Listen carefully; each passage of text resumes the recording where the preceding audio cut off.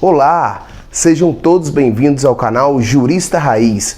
Meu nome é Luiz Paulo e nessa aula de hoje nós iremos falar sobre a pirâmide de Kelsen.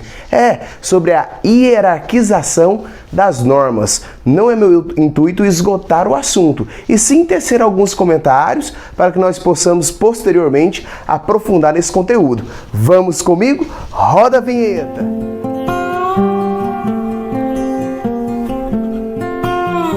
Vamos falar nessa aula sobre a hierarquização das normas jurídicas. É isso aí, galerinha. Primeiro, quem teve a ideia lá de fazer uma pirâmide, né? Um triângulo, porque na verdade não é uma pirâmide, mas um triângulo.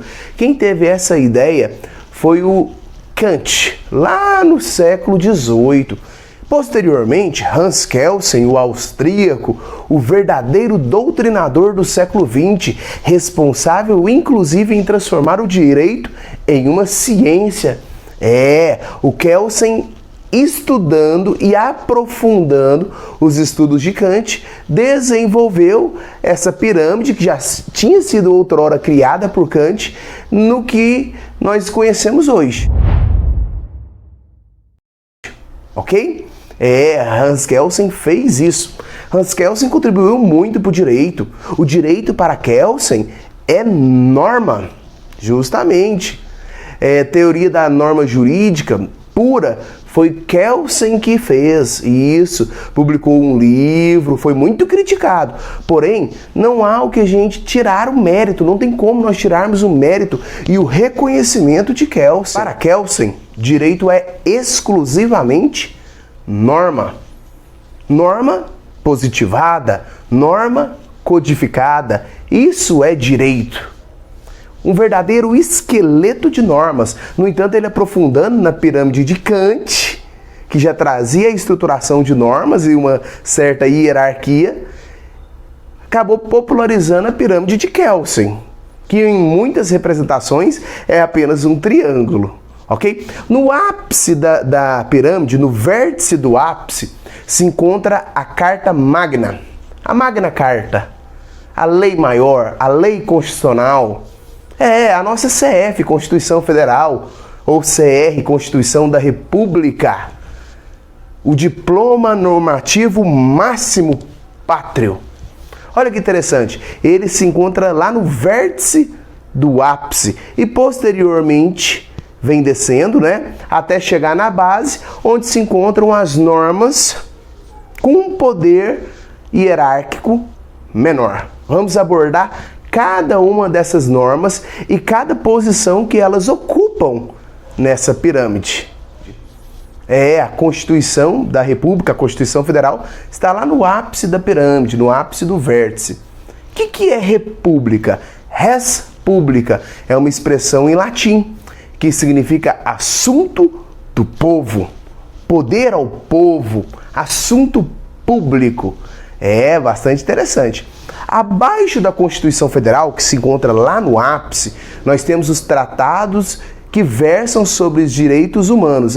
Os tratados internacionais que versam sobre direitos humanos.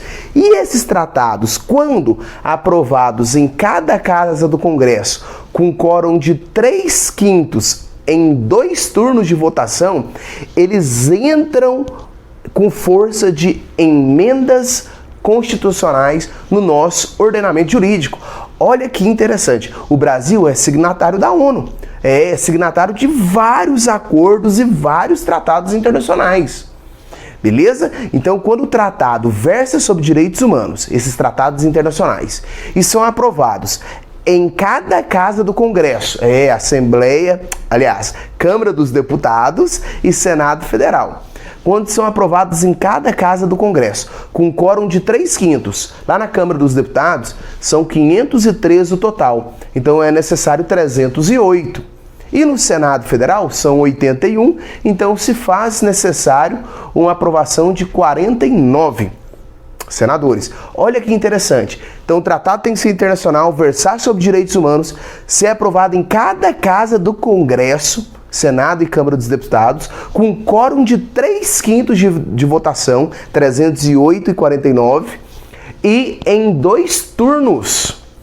Olha que interessante, entram como emendas constitucionais, entram equiparados às emendas constitucionais.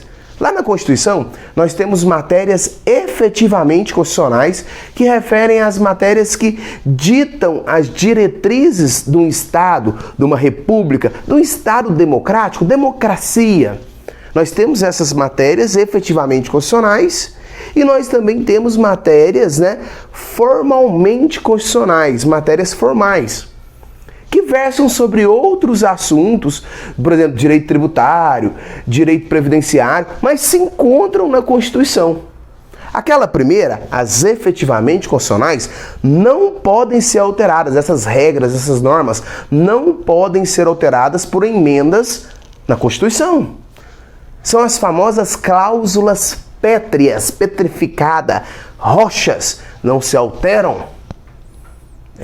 Pessoal, há doutrinadores, inclusive o ministro Alexandre de Moraes, que classifica a nossa Constituição como sendo super rígida.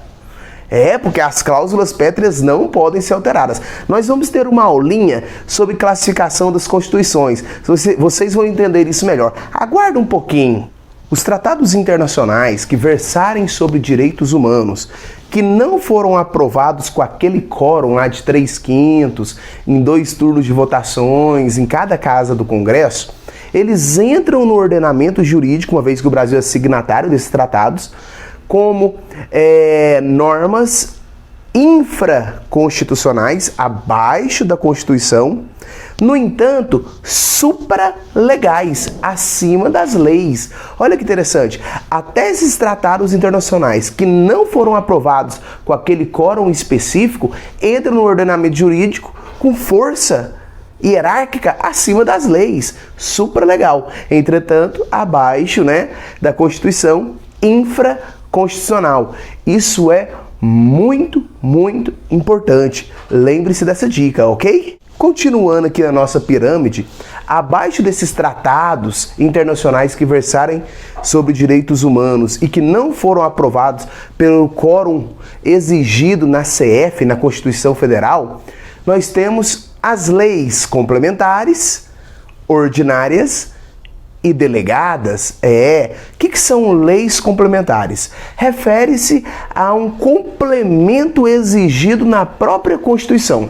Certas regras, certas normas constitucionais exigem serem complementadas por leis. Essas leis complementares fazem justamente isto. O nascituro das leis complementares é por maioria absoluta. O que é isso, professor Luiz Paulo?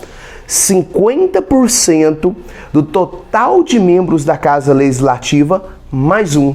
Ela só é aprovada se tiver esse quórum. Lembrem-se, maioria absoluta. Já as leis ordinárias, e toda vez que aparecer a palavra ordinária, ordinário no direito brasileiro, refere-se a algo comum. As leis ordinárias é por maioria relativa. Então, o seu nascituro, o seu nascimento é por maioria relativa. O que é isso, Luiz Paulo? Refere-se ao total de membros lá na Casa Legislativa que se encontram presentes na sessão. Você vai pegar 50% desse total que estão presentes, mais um. Aí você consegue aprovar uma lei ordinária. Não confundir. Por favor, maioria absoluta, 50% do total da casa. Se é a Câmara dos Deputados, são 513. 50% desse total, mais um.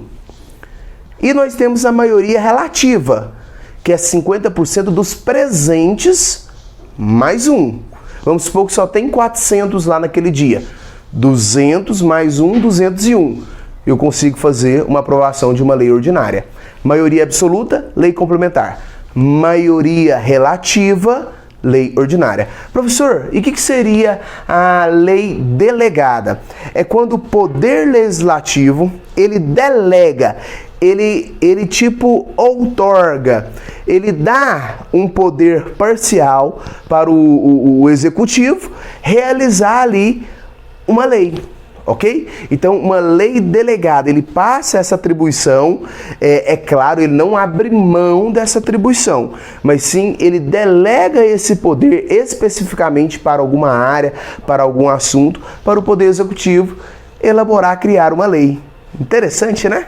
Por fim, nós temos lá na base da pirâmide as normas equiparadas. O que são normas equiparadas? São normas que não têm hierarquia entre elas. Nós temos as resoluções, as portarias, as medidas provisórias, que é aquela que o presidente da República, em situações específicas, edita.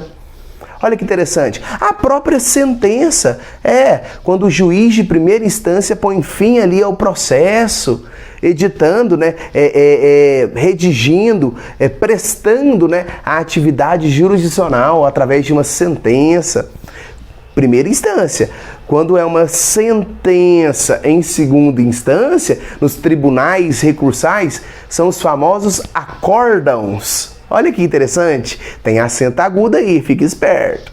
Pessoal, vamos fazer um resuminho para a gente fechar essa aula com chave de ouro. Nós vimos que Hans Kelsen, né, foi o doutrinador do século XX, transformando a percepção de direito em uma ciência. Olha que interessante. E ele aprimorou os estudos de Kant e fez a famosa pirâmide de Kelsen, que refere-se às hierarquias das normas. E nós vimos essa pirâmide, CF lá na base, com as normas materialmente constitucionais, aquelas que são cláusulas pétreas. Posteriormente vem as normas formalmente constitucionais. Isso daí. Nós temos também as emendas constitucionais que não podem ser alterar ali as cláusulas pétreas, né? Não alcança elas. Não esqueça disso, é importante. Nunca pode suprimir direito, só colocar. Os tratados internacionais de direitos humanos, quando eles são aprovados naquela quantidade exigida na CF, eles entram no ordenamento com força de emenda constitucional. E se ele não for aprovado? Infraconstitucional, mas supralegal. Olha que interessante. Nós vimos também as leis complementares, ordinárias e delegada e as normas equiparadas, que não tem hierarquia entre elas, ok? Siga-me nas redes sociais, foi um prazer tê-los aqui comigo e até a nossa próxima aula, ok?